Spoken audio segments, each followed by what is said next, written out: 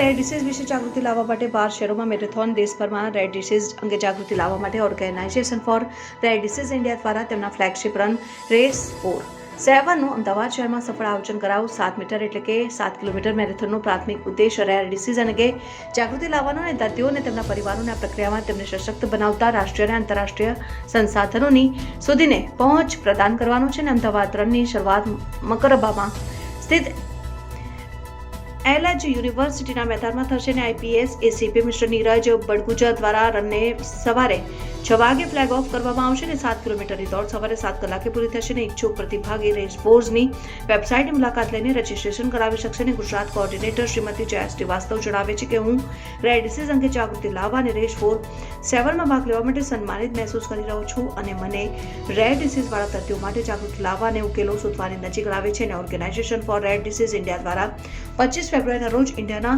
12 શહેરોમાં પોતાની annual flagship event race 4-7નું આયોજન કરાવ્યું.